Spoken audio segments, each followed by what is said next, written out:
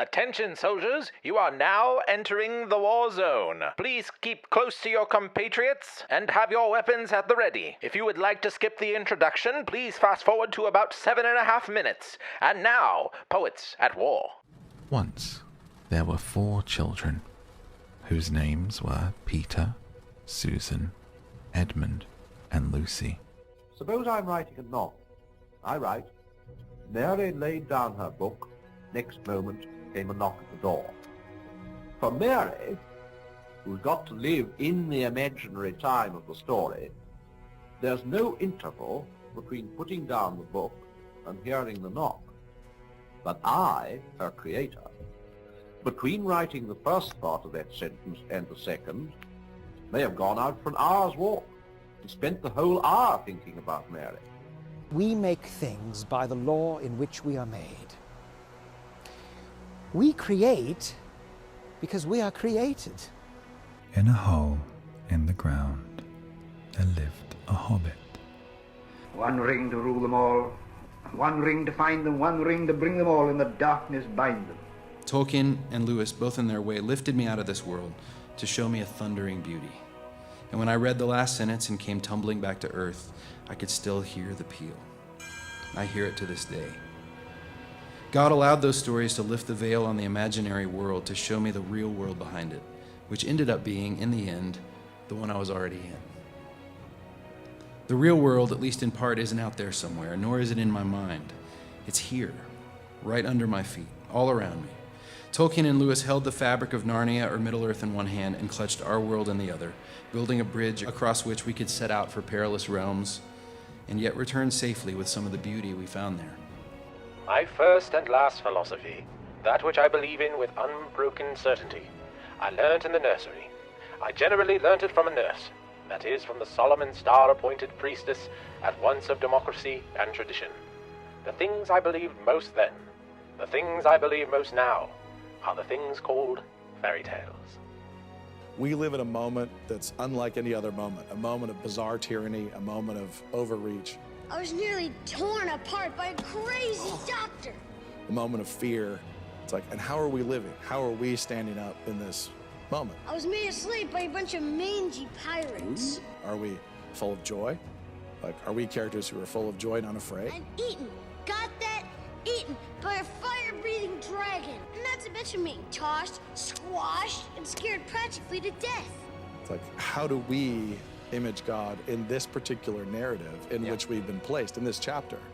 And we get trained for that by reading about Sam and Frodo and Aragorn and Gandalf, and reading, Charlotte's Web and Animal Farm, and reading about Prince Caspian. Like, when you're little, you read those things and you read stories when you're older, and it reinforces what is the courageous action of a character in this moment. Yet you stand before me. Well, yeah. Think, boy.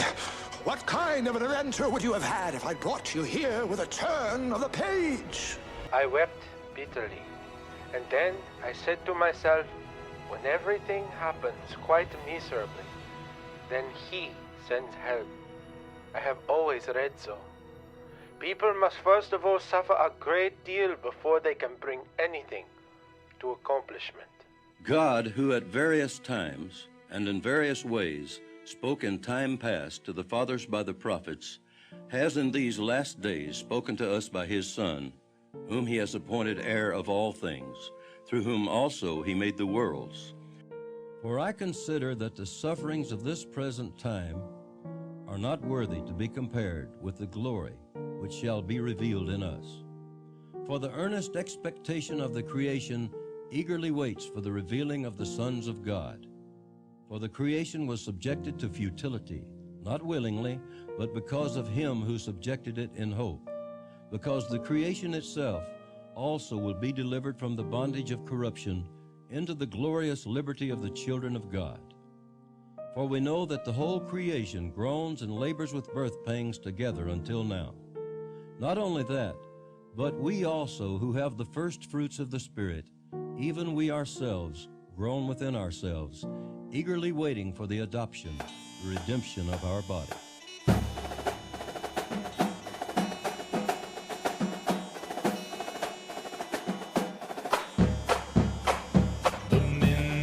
minstrel boy to the war is gone. In the ranks of death you'll find him.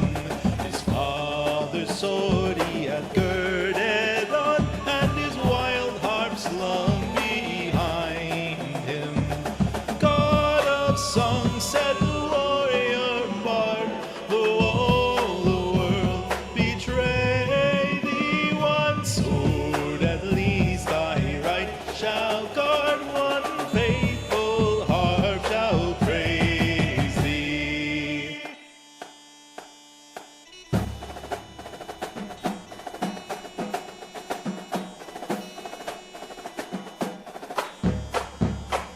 The minstrel fell, but the foeman's chain could not bring that proud soul under. The harp he loved ne'er spoke again, for he tore its cords asunder, and said, no chain shall sully thee, thou soul of love and bravery. Thy songs were made for the pure and free, they shall never sound in slavery.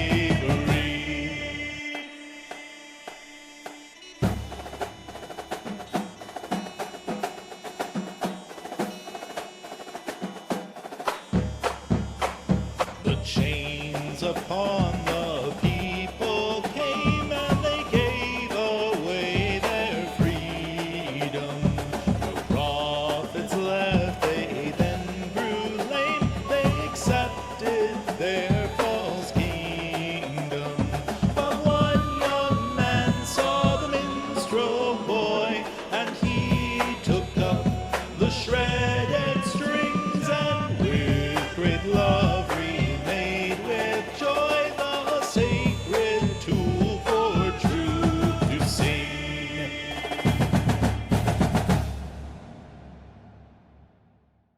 Well, I really enjoyed it. This is the first actual legit conference that I've gone to, and so I wasn't really sure what to expect going into it, but it was really fun. Got to meet a lot of cool people, bought several good books. I read one of them. It's really, really good, called The Thing Is. It's a collection of short stories. It's fantastic. That's Daniel Reed's But- elder, right? Yeah, it's Daniel Reed's elder's daughter. Daughter, okay. I worked up for a nut that I'm hoping to get recorded maybe tomorrow for that book, and it's really, really good. Maybe we can get her on soon. But oh yeah, that'd be fantastic. I got to talk with a bunch of people that I had obviously never met before, and it was the first time that I was actually like, oh, cool. Everyone around here is like in my camp, as opposed to me having to kind of not be entirely 100% weird Calvinist person amongst a bunch of Arminians. So, yeah, I loved it. It was great. It was fantastic. Yep. Good. You've enjoyed more than willing to answer any questions, but I was just gonna say you've fantastic. enjoyed FLF in the past, right, Brendan? Oh yeah, FLF is a blast. FLF is a massive blast. They're I mean, of course, like they're a bunch of CREC Presbyterians just feasting and laughing and getting hyped up. Yep. You know, it's the equivalent of football games, I imagine, for normal people. Yeah, that sounds about right. Oh boy. Well, I guess before we get into stuff, and this is me more telling you guys, and then we can get into Robin Hood and whatnot. But I've been making a concerted effort to do more commercial stuff related to, like, ads related to Poets at War, both fun and PSA like and whatever else. Did you guys see the Sergeant Ollie one that I put in the Brood, or no? I saw that you put one there. I did not see what it said. It was just a little PSA thing where he basically says, like, this is a PSA to be confessing your sin. It's a very, very basic one. And it ends with a very obscure reference as kind of a joke. I mentioned this to you, Alex, a while ago, back when my siblings and I were making audio taped radio shows back in the day. And this is where we started doing fun little commercials and things in between segments and whatnot for fun. The one thing that we like to quote is we did a Swiffer commercial with the LGMs from Buzz Lightyear of Star Command saying clean is good. because they say that in the Buzz Lightyear of Star Command The Adventure Begins movie. Nice. And so I actually cut that little tiny clip into the end. Sergeant Ollie is like, and remember, when it comes to your heart, clean is good. So hopefully we'll get to see that one later in this episode. But yeah, it's just a fun little Sergeant Ollie PSA. I plan on recording more of those. So did you guys do any Robin Hoodie research? I heard you did a little bit, Alex. Brendan, did you do anything, or are you going off memory? I'm going to be going off a lot of memory because I did not have time this past week. I don't blame you. I got hit hard. Yep. But I've been doing background research on Robin Hood, the legends and stuff for a while. He's just one of those guys that's a little bit odd, but we'll get into that as far as like my general thoughts on the legend and stuff, and Maid Marian extra specifically because we're talking princesses, and she's one of those ones that counts but doesn't, one of those weird ones. So she counts but she doesn't count. right Disney royalty, not Disney princess technically. Well, right, yes. And Disney princess is like, it's a whole other brand thing. And I'd love to talk about that. We're not worried about that. Yeah. So, I think most of my discussion is going to be around the Disney version, around the legend, and around the music in the movie, because I absolutely adore the music in that movie. But the music is so good. Yeah. Well, I think there's a bunch of underrated pieces in it too. Whistle Stop's one of them, which is just doing right there. Which is the hamster dance bass, so we can thank it for the hamster dance. Yeah. Of course. It is, isn't it? I didn't even think about that. And yet here we are. Alex, are you too young to know the hamster dance? You have explained it to me in the past. Okay. But yes, I am too young to know the hamster dance. Yes. You young whippersnapper. Yeah, well, not only am I too young to know the hamster dance, I didn't dance. Why am I saying dance? Get on the internet until was 13, 14, something like that. So I got on the internet right as Vine died. That's the earliest days of the internet as far as I'm concerned. Truly a tragedy. Didn't know the joy of Yahooligans and E-Zone and Homestar Runner. I legit miss Vine. Vine is TikTok, but good. Vine had that 7-second limit forced so much incredible creativity. It was incredible. And Vine compilations are really great. I can do this in under 7 seconds, Alex. This is Poets at War. Attention all Christian writers and creative peoples. Are you searching for a place to share your work and receive encouragement from fellow wordsmiths? Look no further than the Broodcast. Inspired by the legendary Inklings of old, a group of writers who banded together during the Second Great War. The Broodcast is your monthly gathering for inspiration, fellowship, and critique. Join us as we share our stories and support our fellow soldiers on our creative missions. Enlist in the Broodcast community today at joshuadavidling.com/brood. Travel cyberspace. Serve the greatest cause. Join the ranks of the Brood today. Imagine if you had everything Tolkien ever wrote Well, you can't have his, but you can have mine. The Ling Lyricanium is $10 a month, and you can find it at joshuadavidling.com/LL. That's joshuadavidling.com/LL.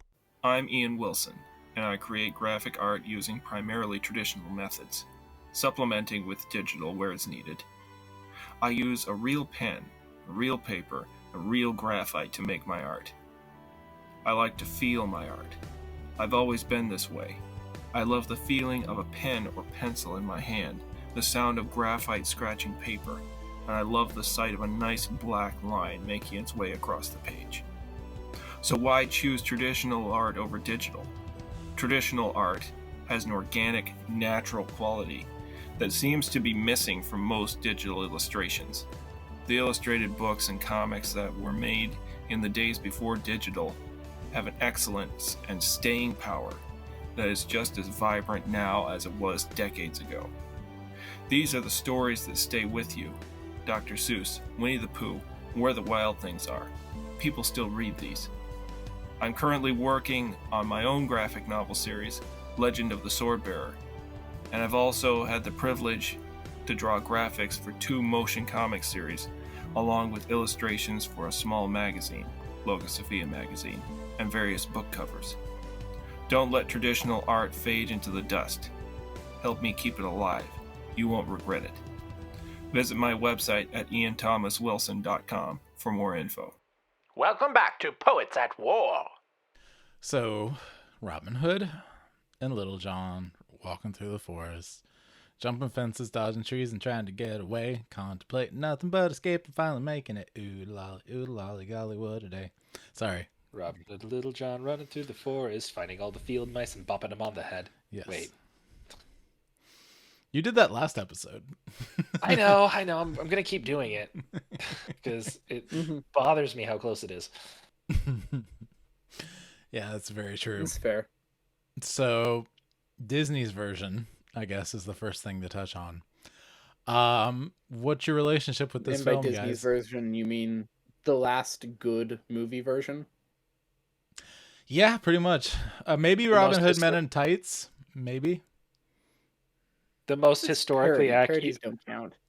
The Robin Hood, the one with the fox as Robin Hood. You mean the most historically accurate Robin Hood? Yeah. Yeah. I mean, they were doing pretty low bar. I believe this production started as Reynard the Fox, if I remember correctly. Probably. I believe it did, if I remember correctly, watching some stuff on it. And then they decided they wanted to shift into Robin Hood for whatever reason, but they kept like a lot of the animal stuff that they had come up with, and were doing the very basic, anthropomorphized personalities, It's especially funny because Renard in French means fox. Yes. So Reynard the Fox just means Fox the Fox. Yes.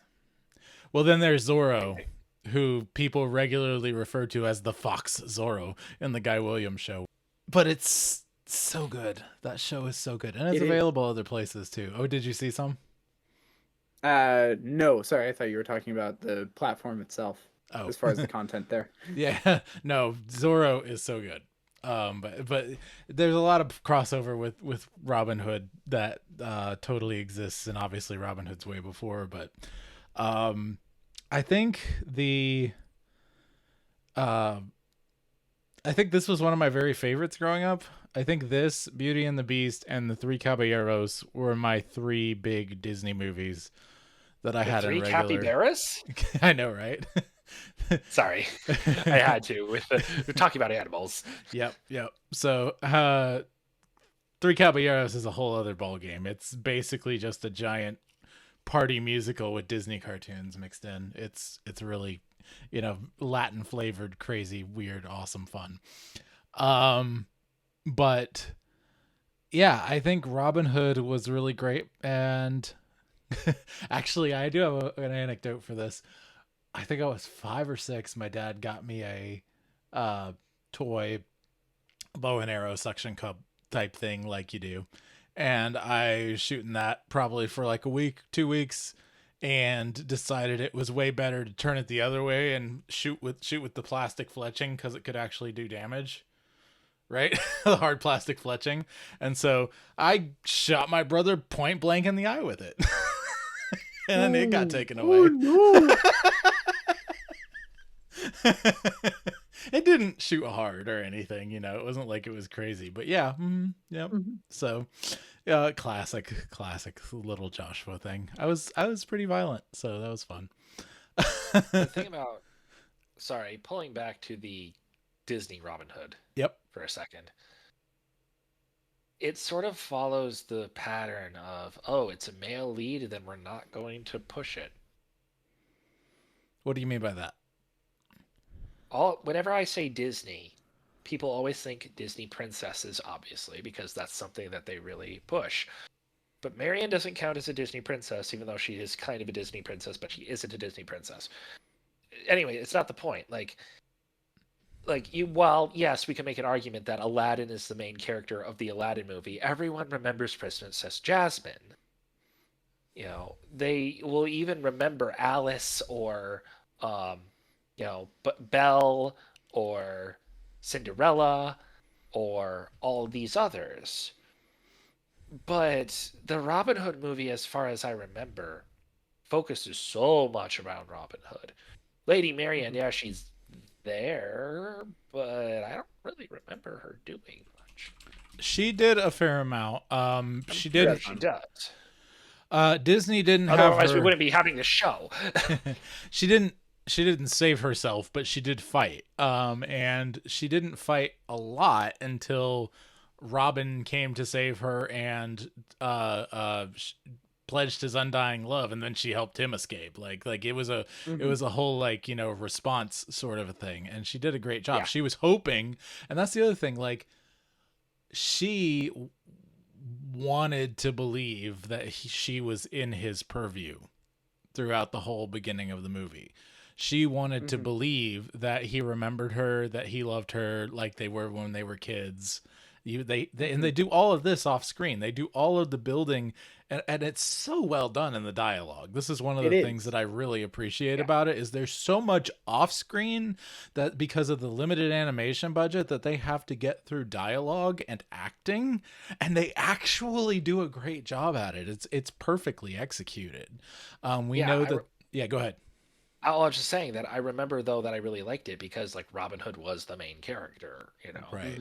And yeah, there were some scenes with John that, as a little kid, made me kind of annoyed, but but that's because John's an annoying character. Yes. He's supposed to be. Peter Ustinov is best at annoying characters.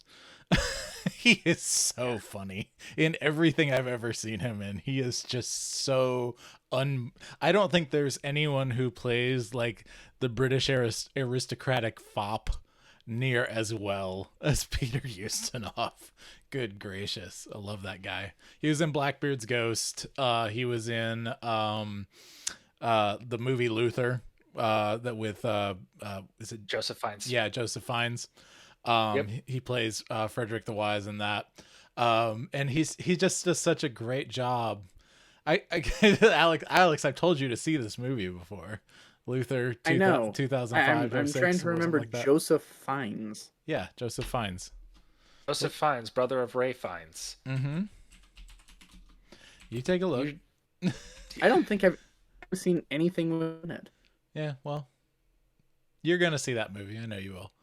Eventually. Have you seen the movie Risen? No. You would like it, I think. He's the main lead in that. Anyway. Interesting. Yep. He's a good actor. I like his stuff mostly. But yeah, so Peter Ustinov as John,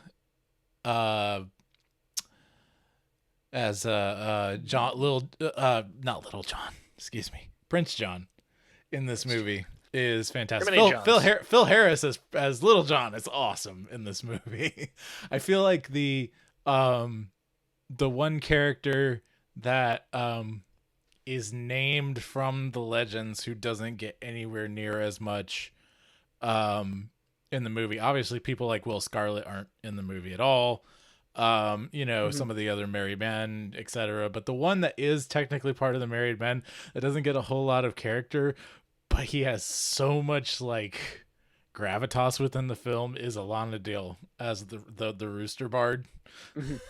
Yeah, he's just awesome. I honestly think that was some of the earliest introduction to like a cool bard that I had as a kid, and I always loved I don't know his name off the top of my head, but the guy who played Alana Dale totally spellbound me growing up. I loved his.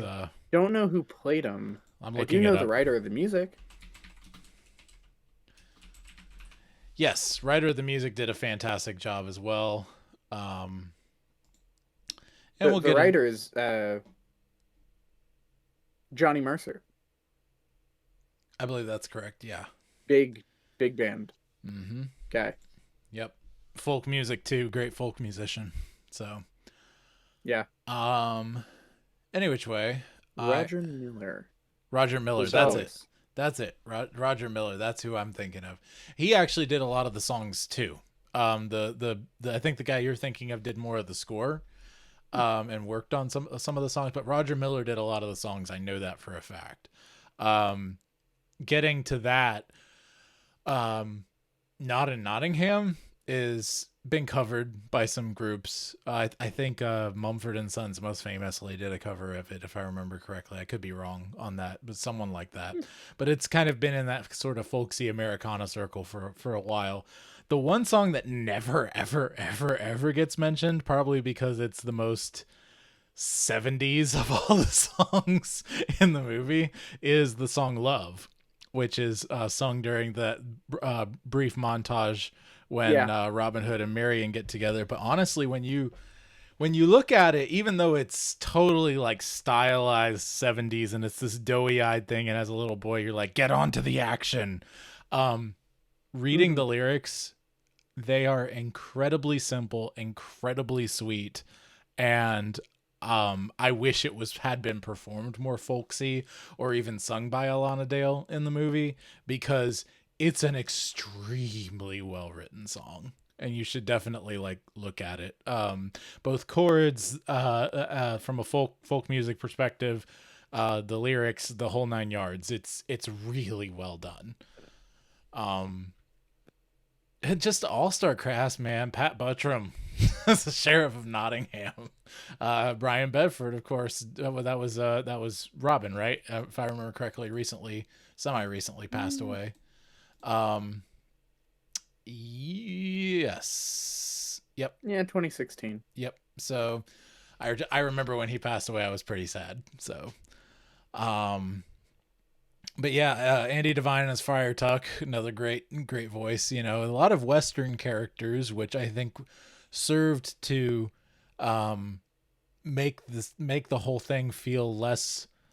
It was weird. Like, they did a bunch of British characters on the aristocracy, and then everyone who was working class was like Western, which was, I think, a really weird, cool idea. It made this world its own little thing.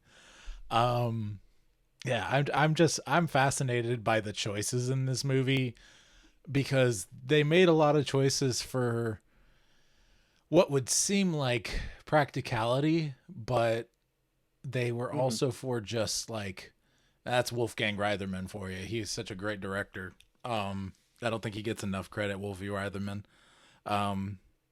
for picking up a lot of the pieces after Walt and at least turning out good films for quite a while. Things like Jungle Book and Robin Hood, and I think he was Sword in the Stone as well. Some of those ones, they weren't blow you away, but they were good films and they had heart to them. They didn't lose their heart. Jungle Book was the last one that Walt had anything to do with, right? No. Technically, the last one that he had anything to do with would probably be, at least recently, Frozen, because they had very, very minimal pre-production and some art that actually did get used in construction of the new concept art for Frozen, because they were trying to do Snow Queen.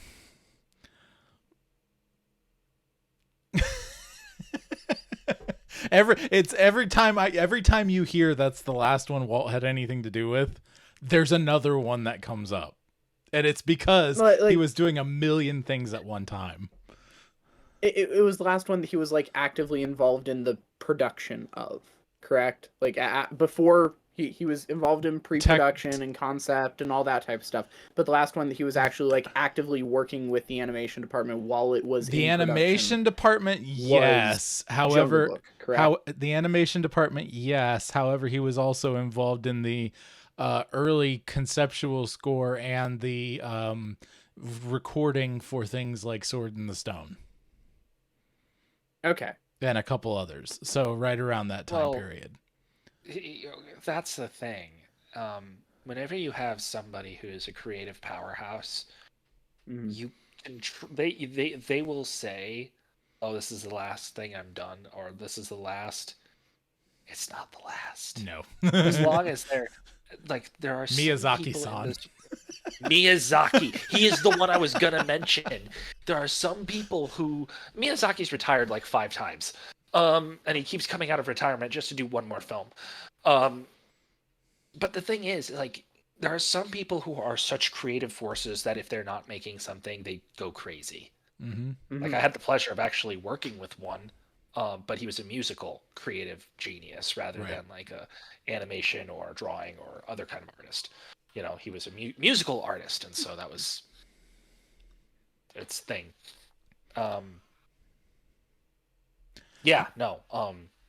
But yeah, no, it doesn't surprise me that like, oh, this is the last one Disney worked on, except for all the other ones that were the last ones that he worked on. You know, because like his influence is still being felt in everything that Disney is doing, even though they're trying to eradicate it. Even though they've completely lost the plot as far as what he would actually be doing goes, his influence is still there, right? Because quite honestly, his influence is seen in all of Hollywood because he was such a massive figure. Well, not just Hollywood, but like innovative film technology and even innovative stage production, like all kinds of stuff, you know, like he's just basically anything that media and think of all the things that innovation or the Imagineers have created over the years. That was something he was heavily involved with. The Imagineers even go into like US Department of Defense, you know, as far as some of the things that they've created and used and stuff. And I'm not just talking about the films, but like they've even used some Pepper's Ghost type technology, which Disney helped develop to make further better, you know, more realistic instead of tiny, you know, Pepper's Ghost. Pepper's Ghost is like what you see in the Haunted Mansion, right? You guys know what I'm talking about, Pepper's Ghost? I think so. Okay, it's the illusion of seeing a transparent what looks like a transparent figure moving around in free space. But it's actually like literally a smoke and mirror type of thing, right? And so that's something that they further developed for their own rides to actually create larger versions of, like you see in the Haunted Mansion. But they also did some Pepper's Ghost stuff for the Department of Defense. You know, like for purposes in warfare and all kinds of other stuff. They've done all kinds of, you know, crazy level stuff throughout the years, and even in energy and creation, all the Epcot stuff, and you know, it's one of those things, you know.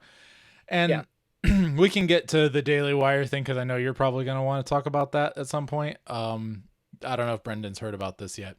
They announced a let's jump back to Robinhood for a minute. But they announced a streaming platform for children. Let's go through Robinhood. I kind of want to talk through this stuff. Yeah, let's get through Robinhood. We'll come back to the Daily Wire BentKey stuff in a little bit. One thing that I noticed about Robinhood is that it's the first one that I've actually enjoyed watching thoroughly. Like it has a more modern pace to it than any of the other Disney princesses we've done. So any of the other Disney princess films that we've done so far, it is remarkably easy to watch. Whereas for Snow White, you kind of sit down and say, okay, this is important. I'm going to watch this and think about it. Right. Because it's just so different from what we're used to nowadays. Right. This one's not that. This one is just, ooh, I'm gonna go watch Robin Hood because it's a great movie and I love it. Right. And it's the first one that I can imagine doing that with, even Cinderella.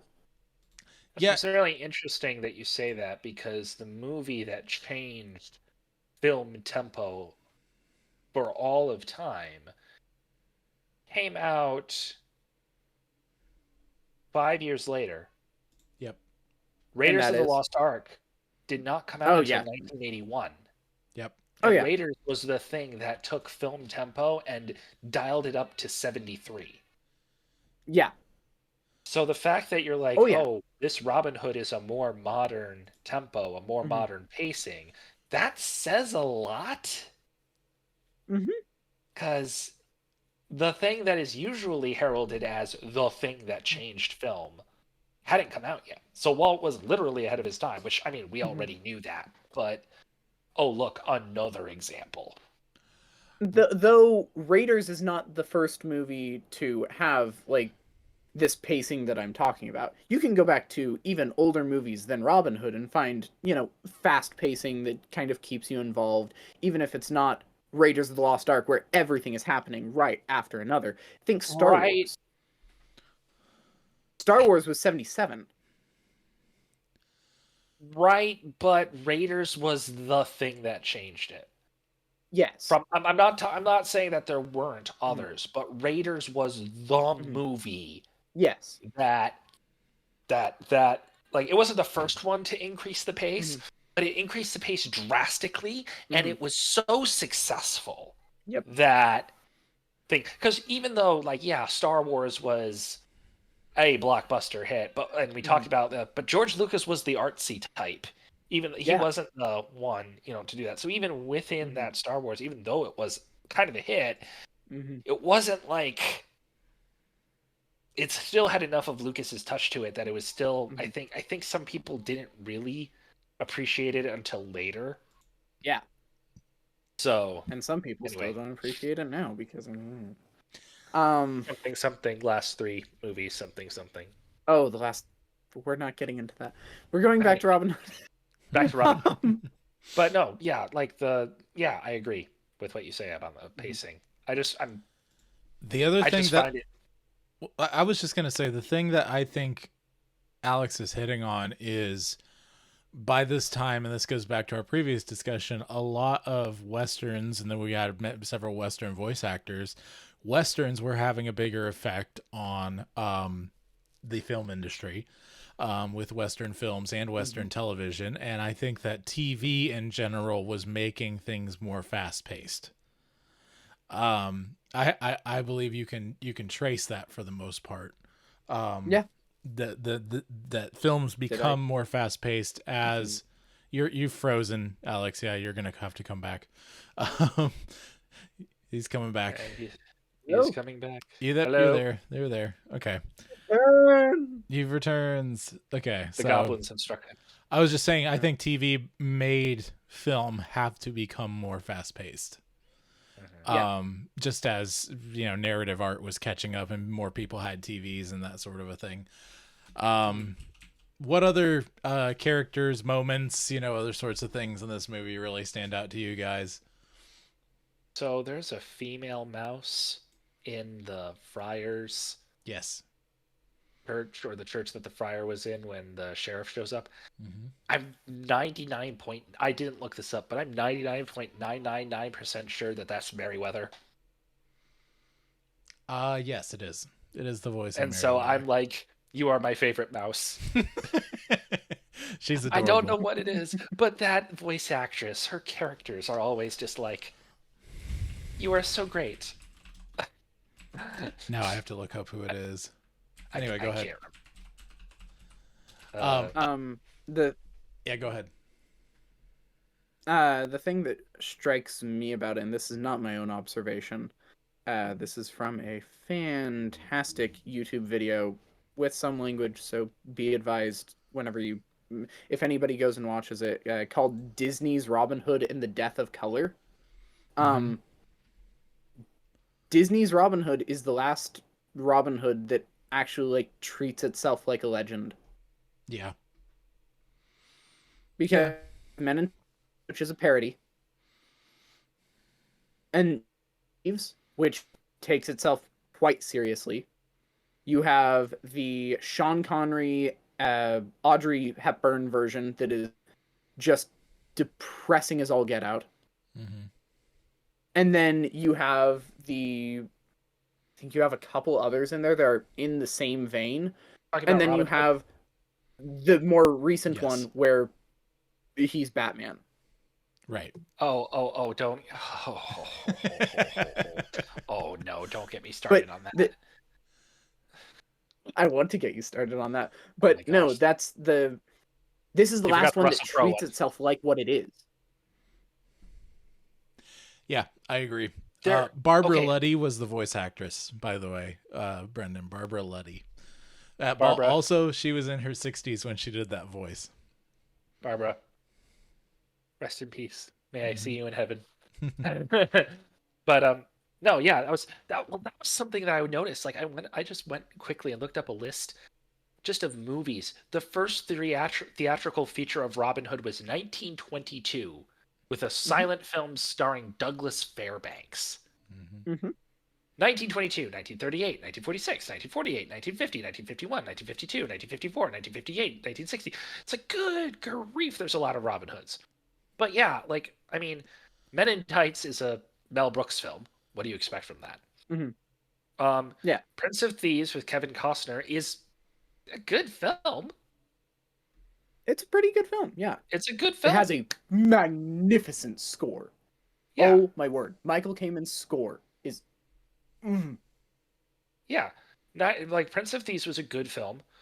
I don't know the Patrick Bergman and Uma Thurman one. I had 1991 Robin Hood. It's a British adventure film.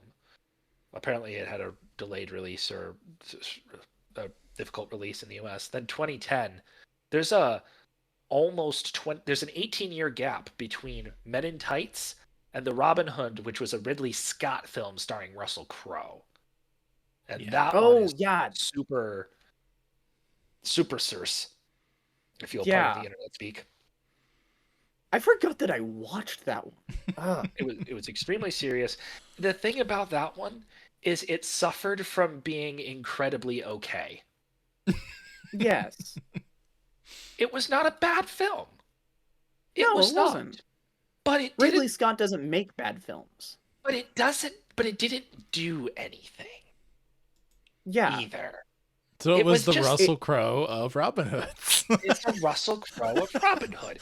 It's good. I actually like Russell Crowe personally. I mean, except for his temperament, yeah. But like the film was well done, except that it didn't do anything, and that's what we needed. And then the 2018 where he's Batman, but he also is moving through the city with his bow and arrow like it's an AR-15, and they're doing modern military tactics back during the Crusades, which isn't a thing. Oh my gosh, why did you... I'll shut up. Everyone who is involved in the creation of the 2018 Robin Hood needs to be fired and possibly hanged. Ooh. That is a tall order. But the other thing is, and this is something I noticed, it's not just with the modern Hood, but with Alexander Dumas's Three Musketeers, because I think there was a Three Musketeers that starred Orlando Bloom.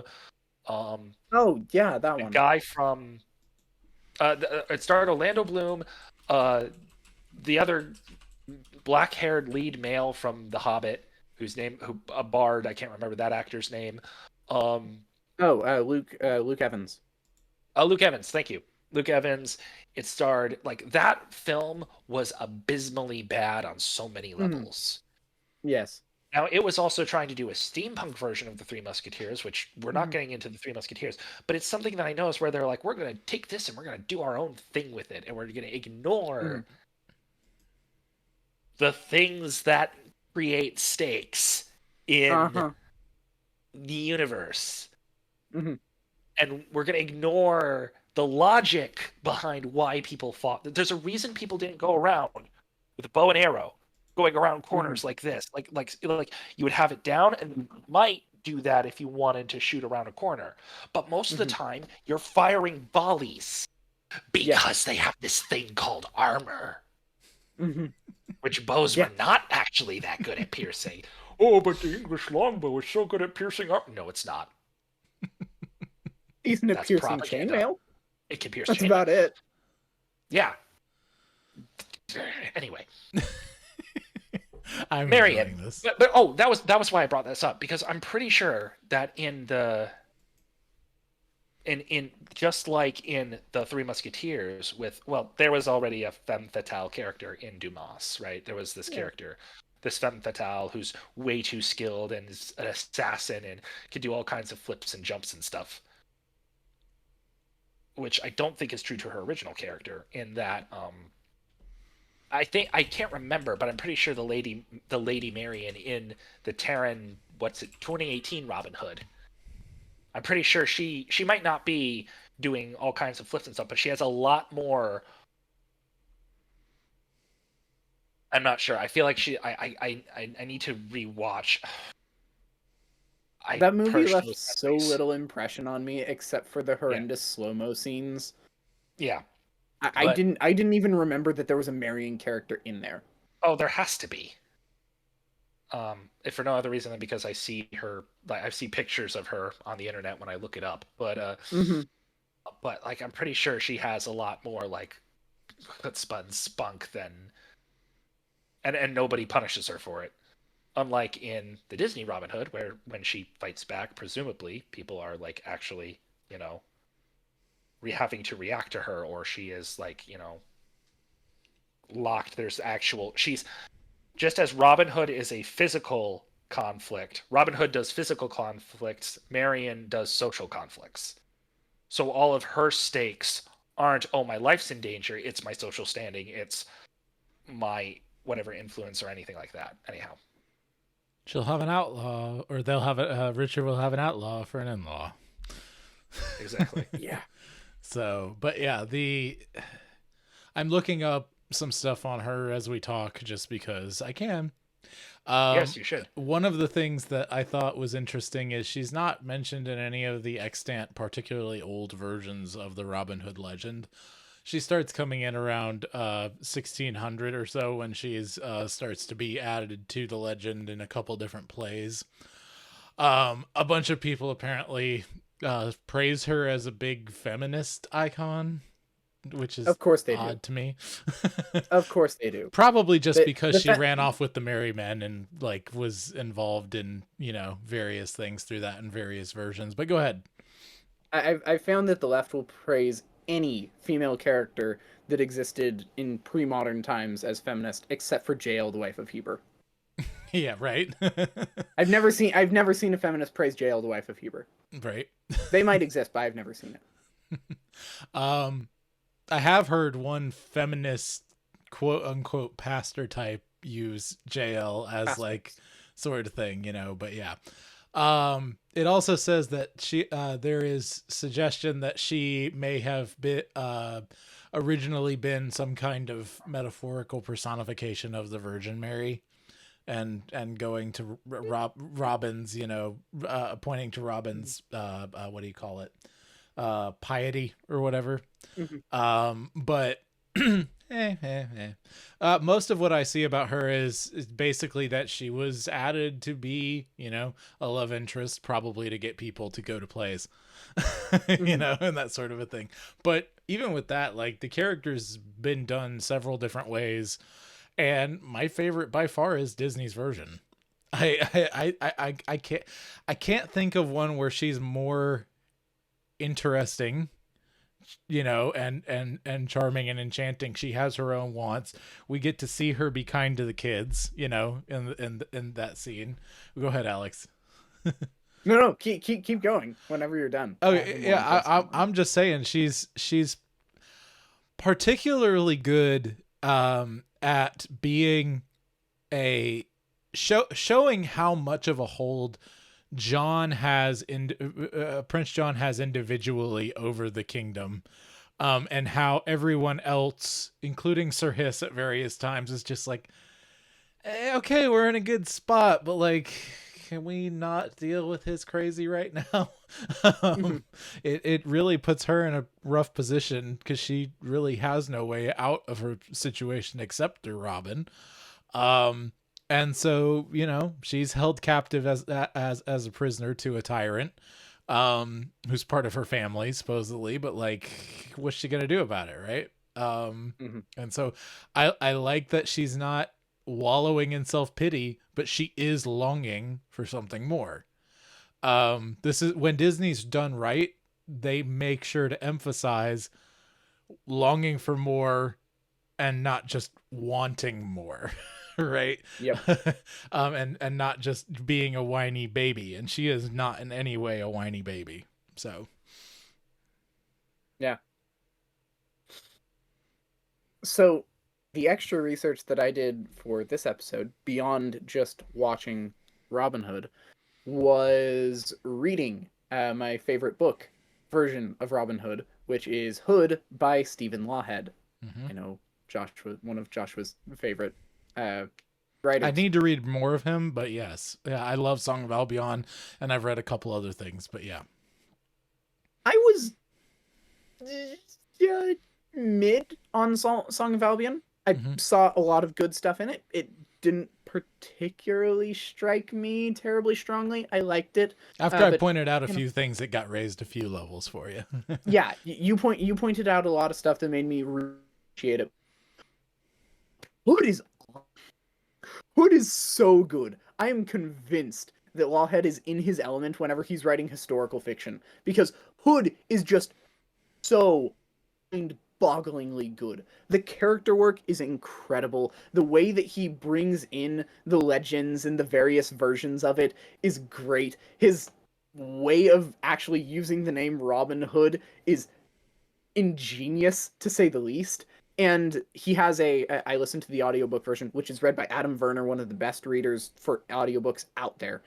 And at the end of it, he actually reads a thing that he wrote on his historical influences and why he altered the story in certain places.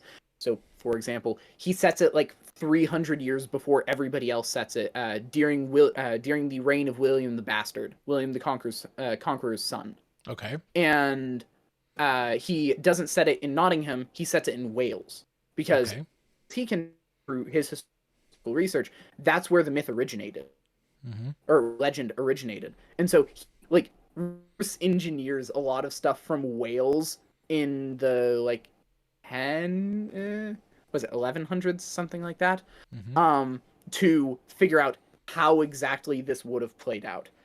I'm not going to spoil any of it, but the one thing that I will say is that the way that he characterizes Marian is so interesting. She has very little part to play in Hood, though we do get a lot of perspective shots from her in the story, just building her character, understanding where she fits in the like wider political scene. But as you move to Scarlet and Tuck, particularly Scarlet, if I remember correctly, which is Tuck is book 3, she becomes an incredible character. Such a well-rounded, well-out character, and it's Lawhead, so it's all just extremely Christian down to its bones. Right. Oh, it's so good. Go read the Hood, the King Raven trilogy is what it's called, by Stephen Lawhead. Everybody watching this, go read it. It's so good. Nice. Sorry, that's my rant. That's the extra research I did, though, and I just finished it today. Oh, I loved it. And, you know, bringing up Lawhead, that's a good transition into Daily Wire stuff, but I wanted to see, as far as Brendan, if he had any other further thoughts on Mary and Robin Hood or anything of that regard before we transition into that, because I definitely want to talk about BentKey. Robin Hood.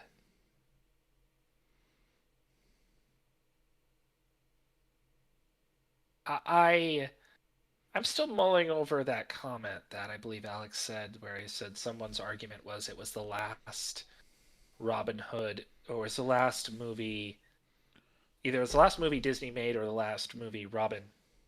Or the last Robin Hood movie that actually understood that it was a legend. That treated it like a legend. Because I'm sitting back and thinking about time periods last episode, and how every like this thesis we kind of postulated was that time periods aren't popular, not necessarily sometimes it's because we don't remember our history and we think it's better than it was, but most of the time it's because we attribute a ethos or a theme of some kind of thing that we value to that time period, and then we latch onto that. So the fact that Marian starts showing up in the 1968 play or whatever, not 1968, 1600s, 1600s play. Sorry, I was like, that's wrong. That's right. As soon as I'm saying it, the 1600s. That lines up with when Arthurian legend and I think it lines up with when Arthurian legend was kicking off with specifically courtly love and how popular courtly love was being a thing. The whole point of courtly love is that you've got two people who can't be together because of the rules of the thing. How much more of a rules, like you can't do this, is not only a noble and a peasant, but a noble and an outlaw. Right. How much of a forbidden love is that? That's just lining up. And it sort of creates an interesting theory that we'll have to talk about later on. But legends are the one story type that rather than having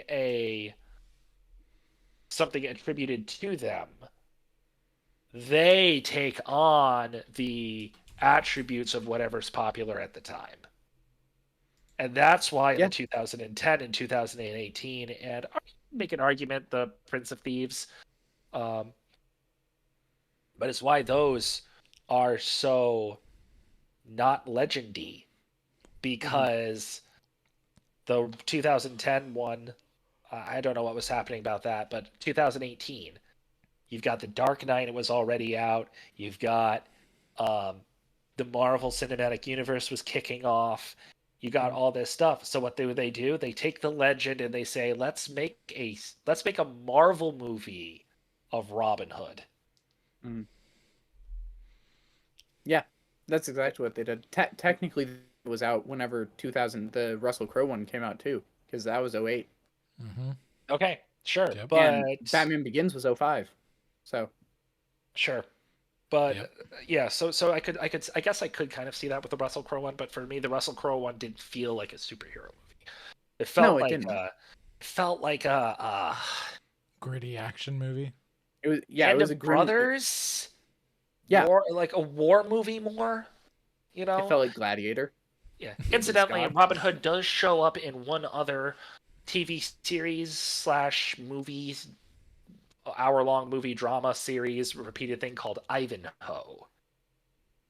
I would recommend looking up Ivanhoe. It's a very the story is about a knight named Ivanhoe who is returning to his Anglo-Saxon brethren and all this stuff, and there's drama and love and action and things like that. It's very well done. I would recommend it along with Sharp. This has been your obscure TV recommendations with Brendan Sunshine again. Well, now you wanted me to you made me want to read a poem before we get on to BentKey. So let's do it. The whole courtly love thing, we've hit on it twice. It only made sense to end it with a third beat, which is Lochinvar by Sir Walter Scott. Are either of you familiar? I'm about to be. He wrote Ivanhoe, right? Sir Walter Scott? Might have. I think he did. That might be correct. Hang on. It was either Sir Walter Scott or Sir Walter Raleigh. Yep, Sir Walter Scott, Ivanhoe. Well, there you go.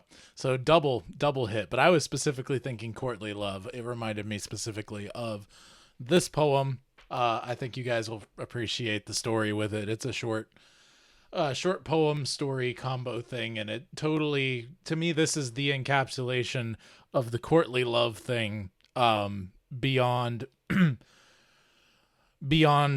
St. George, which you can make your case one way or another as far as St. George. I think St. George is more so defeating the dragon and saving the girl, which is more specific, but it has a courtly love element to it as well. What is the name of this poem?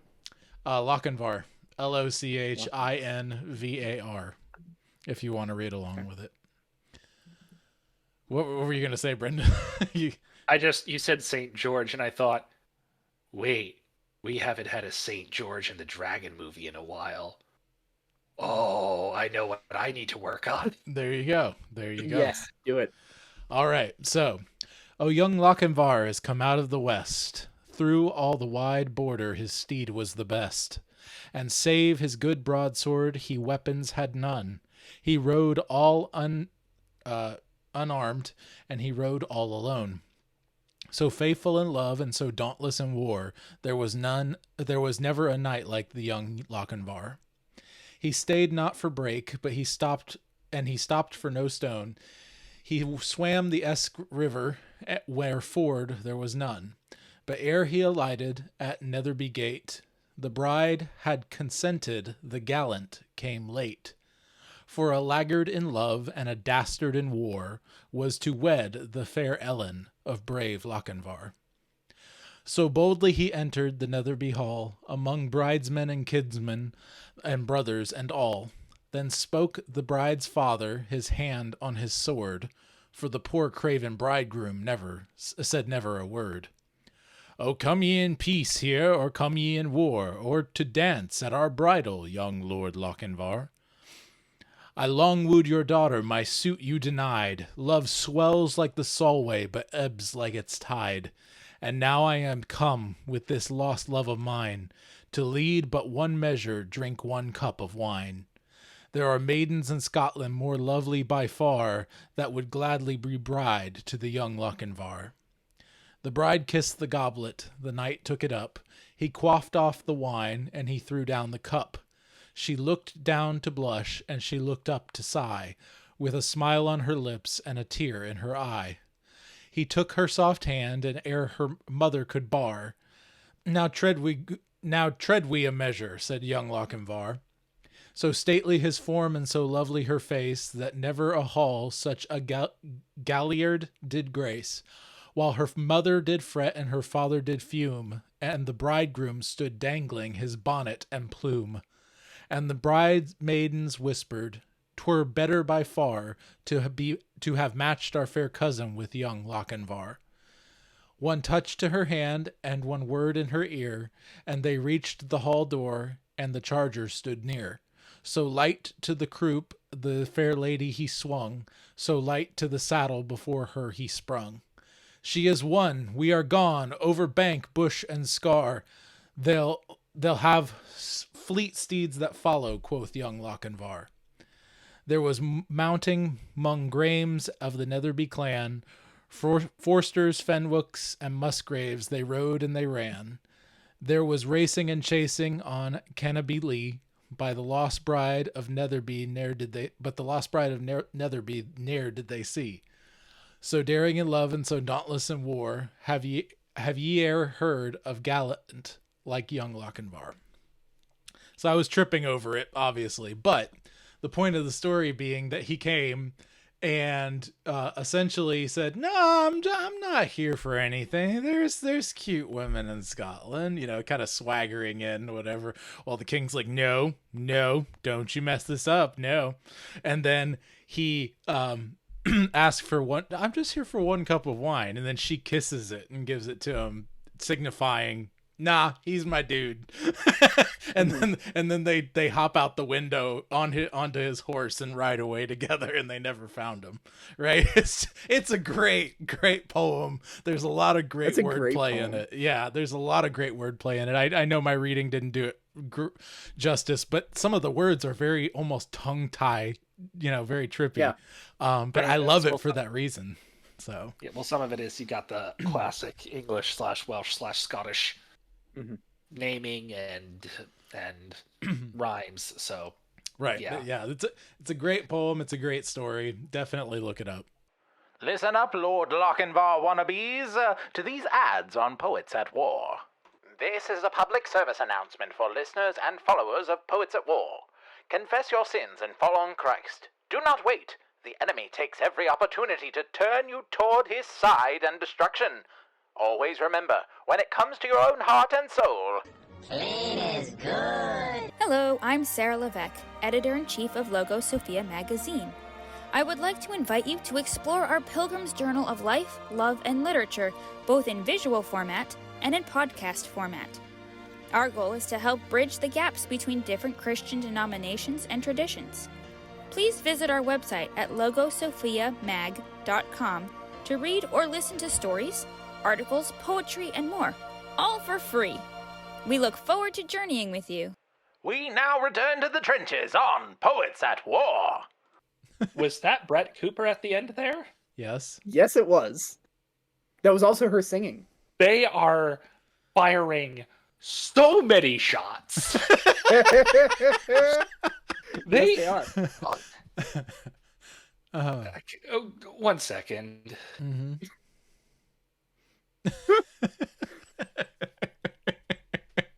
Yeah. That's it. I pulled my sister out of the room that she was in whenever I saw that trailer, and My I wife said, knew "You about need this. to see this." My wife knew about this, and she didn't tell me. Well, you know. She thought it was a joke, apparently. No, it's not. They are firing so many shots. Yup. They are. And they're doing really well, in my Yeah. opinion. They haven't made a bad movie so far. I am optimistic for what this will mean for the industry. Sure. Mm-hmm. I think that they have some people working with them, looking at some of the names that are working with them, where they knew what were the right people to hire. Mm-hmm. However, my one hold up with this entire thing is the Jeremy's Razors commercials and everything else amongst all of this children's programming.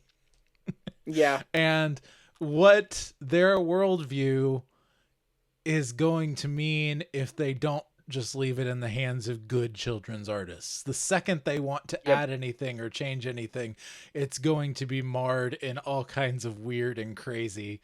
But generally speaking, they spent their money well. And they've been planning well. They have. To just shoot people to further explanation of what you just said, Toby Sumter's article, The Daily Wire, goes proto-woke. Yes. That's basically what you're saying. So, proto-woke, check out that article. Brendan, meaning that they're not practicing what they preach with Jeremy's Razors commercials and other stuff. They had, if you didn't know, Jeremy Boring has launched several companies to fight against other woke companies, including razors and chocolate and a few other things, and he's done some various products. But his marketing has been extremely sex-forward, sex-heavy, sex sells, but it's straight, so it's good, right? Extremely is a strong word. I would say extremely. It has been far too tinged by macho sexuality, I guess you could say. It hasn't been the focus, though. It's been really close to the focus. It's the hook. Let's put it that way. Yeah. It's the hook. They're using bikini babes and things of that nature and like your ring girls in boxing and all that kind of stuff to hook men into buying product. And there's serious moral issue with that. You can look those up on your own time, Brendan. But the point being that I think there's a major conflict with that, and that could come to bite them in the rear end when it comes to their bottom line with this initial launch. I think the best thing that they were able to do with this was keep it quiet long enough to actually launch 100 episodes of original content, as they're claiming, with from what I can tell, some licensed shows as well. And they're building it piecemeal, but they had a big launch. Great stuff. This is what I'm constantly hearing people criticize lore for, which I'm not saying one way or another. I'm not saying that's a good or a bad thing. Lore is doing what lore is doing. I adore certain people within lore and know that they are the right people to do the job, and they are doing it slowly, and they're documenting it. Whereas Daily Wire's like, look, we're trying to give you a product that you can buy right away, which that's a method too. And I think that that was smart on their part, and they're executing well so far. I'm wondering if Boring is going to have to ratchet the other stuff back just for synergy, you know? I hope so. I hope so too. I really do. I mean, the one thing that makes me think that he won't is that he has seen Toby's article on it, or blog post, whatever you want to call it. And he said, interesting thoughts. I disagree, though. Right. And that worries me. Yeah, but me too. I really hope that you're right, that that's what has to happen. Also, this Chinchilla show is the incongruity of the ways that he's doing. Also, this Chinchilla show basically looks like American Bluey. It is. Yeah. But it's also written by one of the Babylon Bee guys. Oh, is it really? I didn't notice that name, but yeah. Yeah, it's written by It's written by Seth Dillon, I think. Okay. One of the founders of the Babylon Bee, who wrote a giant amount of their articles. Good Christian guy. Yeah. So yeah. Cool. You get Lutheran satire show on something at some point. Just saying. Like, give Lutheran satire a budget. He's a pastor, though. I know, so. But doesn't matter. Like, he can write for something like that and have everyone else produce it. It's fine. Oh. Anyway. Give Lutheran satire a budget. That's the most dangerous words that's ever been said on the internet. Brendan, and I'm here for it. I will kickstart that thing. You gave us your initial thoughts and reactions, and you seem to still be reeling a little bit. What are your thoughts? I don't like weighing in on things too much when it comes to who did it better. Oh, sure. And I'm not even necessarily saying that, but... No, but I still have opinions. Yeah. I like your opinions. I don't... Even if I don't like your opinions, I like hearing your opinions. Yeah, well, that's probably more true. I am one of the people who says, and you know this, that lore flopped with their start. You guys have argued against me on this. Semi-convincingly. I maintain that I love lore's idea. I love lore's mission. I love how they want to do their system, where the people who pay contribute their money directly to the product.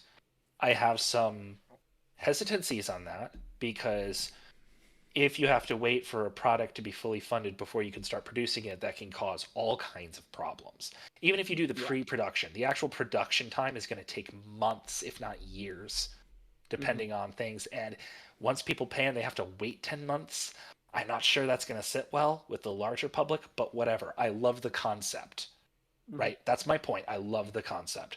But the fact that they had their beta and I was a part of the lore beta, and they had their shows that they presented and stuff like that. It's like, okay. For me, again, and I said this before, they needed a Prince of Egypt. They needed a movie or show or something that was so expletive good that no one would have dared to question their madness again. Well, let me just pause one sec. Yeah. And this is just to clarify. While if let's say you're entirely correct, if that's all correct, you can still get incredibly large numbers if they had a Prince of Egypt tomorrow. Possibly. Right. So using the past tense on this, I don't think is useful, because a Prince of Egypt is going to be a Prince of Egypt no matter what, in my opinion. But go ahead. Well, maybe not, because Boy Who Cried Wolf. But he didn't cry wolf. There's a Prince of Egypt. No, but lore has been banging their drum of they are the greatest thing since sliced bread since their inception. They've been kind of toxic about it. It's been really annoying. It's one of the things why I don't like. One of my frustrations with lore is that they target like Daily Wire. They target fellow conservatives who are on their side for most things, but because they do not toe the exact line of Christianity, that gets them all up in arms. Now, yes, I did just hear your whole thing about how they hypersexualize and stuff like that. I didn't see the Razor commercial. I saw the chocolate commercial. I thought it was funny. The chocolate commercial was much better than the Razor I thought it was hilarious. They dialed it back. Yeah, whatever. So I didn't see the Razor commercial. Fine, whatever. I'm not going to comment on that. But for me, having what I wanted lore to do, or even if they don't have a Prince of Egypt, the idea of having the content that this BentKey thing does already, yep, that is something that I honestly think lore should have done. Then they could have said, we are the best thing since sliced bread, and have something to back it up. Because even if it's not a full-blown, like, explosion of great, like, even if it's not like, we have a Prince of Egypt, even if you don't have that, you've got a bunch of other decent stuff. And even if it was just 10 or 12 Dark Hollers. Then it was just 10 or 12 Dark Hollers. Yeah, that's my sort of thing. It would have been something. It would have been something. But dialing back, I don't know the names of the Daily Wire. All of the things that you raised, all of your concerns that you raised, Joshua, I'm going to be honest, I can't assuage them. Yeah. That's not something that I have the capacity to do because I don't have the knowledge base. And none of us have seen these shows yet. So, like, there's going to be proof in the pudding one way or another as far as that goes. And then the proof will be continual work down the line. But, go ahead. But what I will say is, having seen, like, Michael Knowles, having seen Matt Walsh, having seen even Ben Shapiro, he might be annoying with his, I've read the Bible and Jesus can't be who he says he is. Okay, fine, whatever. But they're still, like, they care about the right things. They care about the right things, and I find it really hard that if they are your face, your back-end people, like the people who are working on the back end, unless they are being militantly covert in their agenda, as opposed to Disney, which is being militantly covert, but like overtly about it, or they're being militantly overt. If they're not, they would have to be militantly covert and get it past all those guys who are pretty smart. You know, I don't think that a leftist would want to work for Ben Shapiro, Matt Walsh, Jordan Peterson, any of them.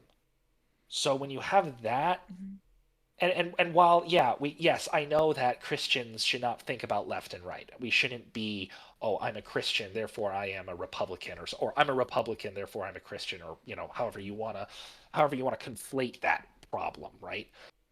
But at the same time, as someone who does believe very strongly, I cannot see how you can be a Christian and a Democrat. Sure. Yes. And within that framework, within what they're pushing, within all of that stuff, yeah, the Daily Wire has some problems, but I think calling it proto-woke is Toby and Gabe and Knox and all of them. Well, they didn't say it after BentKey. They've I don't know if they've said anything, but knowing them, they like what they see.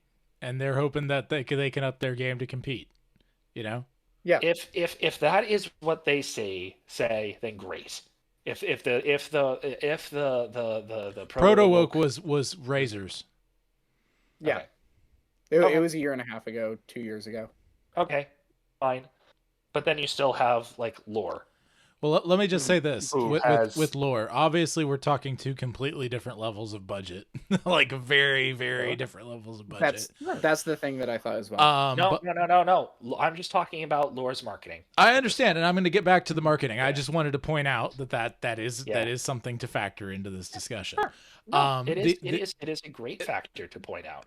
As far as what lore is doing, quite frankly, Walt Disney didn't start with a Prince of Egypt. DreamWorks did. No, he didn't. right? But DreamWorks came out of Disney. DreamWorks was an offshoot of Disney from Disney. With they stood on Disney's shoulders, right? Right. And so my whole thing with Disney at the very beginning was Disney did commercials. Disney did what he could to get the business off the ground and going, and he didn't say that he wasn't good.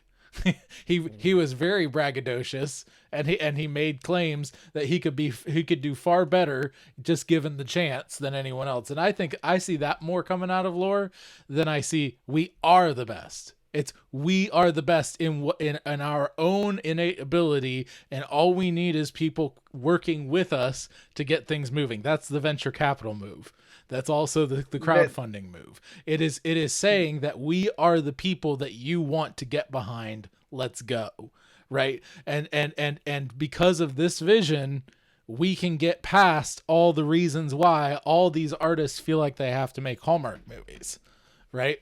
That's what I've always gotten from them. But anyway, Lore's current tagline, at least the one that I saw plastered all over FLF, was the streaming platform with no content. ... Yet. That's the tagline they need to go with. They've also been using we will make what Holly wouldn't. Yeah. Which is for the artists. That's a tagline to pull in the artists. We will make what Holly wouldn't, I think, is a great tagline. I think that's an amazing thing.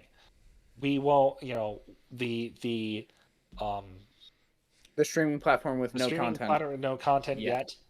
That is also good. I like those. What I don't like are the emails that they send out. Yep. Attacking Daily Wire, VidAngel, pick your Christian media platform of choice. I will never be against anybody going after PureFlix. Even if it's I do not have it within me to be against that. I don't know PureFlix well enough, but whatever. If they're what did they do? Remember the Titans? No. Or Blindside. Remember the Titans was like Sony. No, no. There was I thought Blindside or one. No, Remember the Titans? No, that Blindside is Fox Faith. Okay. Are you thinking Facing the Giants? No. Is that what you're thinking? PureFlix are the people who did. Brendan's like football movie, Christian football movie. Some Christian football movie. That really narrows it down, movies. Sir. There was one that was put out via PureFlix that I'm aware of, and it was actually okay. It was called Woodlawn. Pretty good. Okay. Oh, okay. God's not dead. Whatever. All right. Fine. I don't have strong opinions on that one. Yeah. Okay.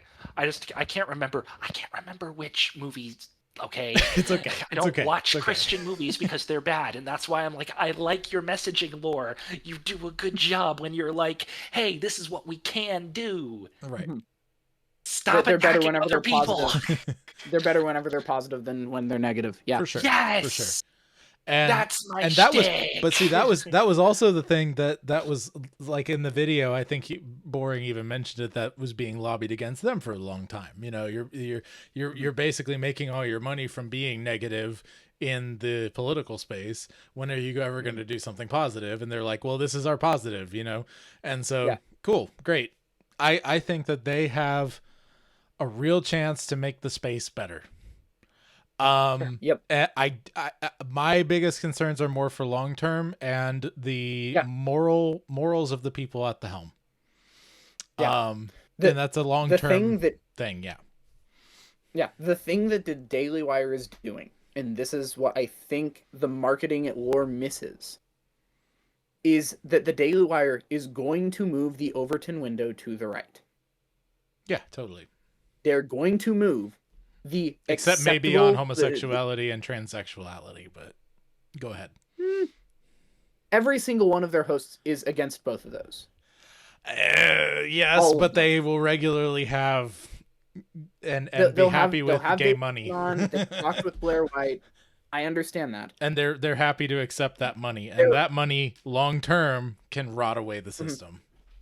Yes, short term. At least, which is what we're kind of talking about. Yes, move the Overton they are moving the Overton window to the right. Yep. They are moving it to the right. And if they can just shift it enough to where the next company is able to start instead of Absolutely. You got this.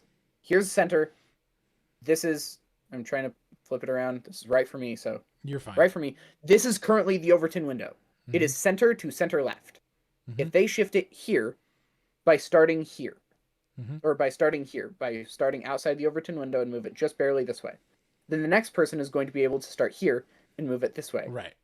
And that's what we're looking at. So even if they are proto-woke and they end up going down in a blaze of glory in the next 3 decades, let's say, that was their service. Their service was being that just barely outside the Overton window and moving it this way so that the next people can then come in. So that Lore, who is currently way outside of the Overton window, that is way outside of their MGM so we can get our Disney. Exactly. Yeah. Whenever they actually get their, whenever Lore actually gets their content feet under them, if you will, hopefully the work that the Daily Wire, Angel Studio, and whoever the next person is, because we're going to need at least 3 more, or we're going to need at least 3 before Lore gets anywhere close to it. Lore will actually have their content feet under them, and they will be right next to the Overton window, and they'll be able to move it right. And I actually believe that the people who are running Lore are good people. Who are, and I mean that in like, they are Christians who are actually doing Christian things Christianly. I don't think that with Daily Wire. I don't think that with Angel. Yeah. But I do think that they are necessary steps to get to where lore is acceptable. Right. I know that there are lore people who we want to have on in the future, and so I don't want to like sound like, oh, I don't like lore. No, I love the concept of lore. I love the people behind lore. I just don't like it when you're negative. To not our explicit enemies. Right. But that's who are co-belligerents. They're not allies, but they are co-belligerents. Co-belligerents, sure. Co-belligerence works. Yeah. And even if you want to call them allies, don't have to be allies across time. Right. You know? Judas was temporary alliances are a thing. Judas was with Jesus for how long? Right. Before he betrayed? Did Jesus go after him before that? This just in, Brendan calls the Daily Wire Judas. Anyway, no, just kidding. Anyway. Oh my gosh. That's not what I mean.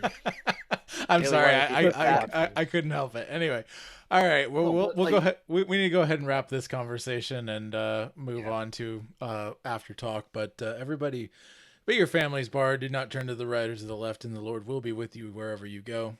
We'll see you next time in the trenches on Poets at War. Sunset warrior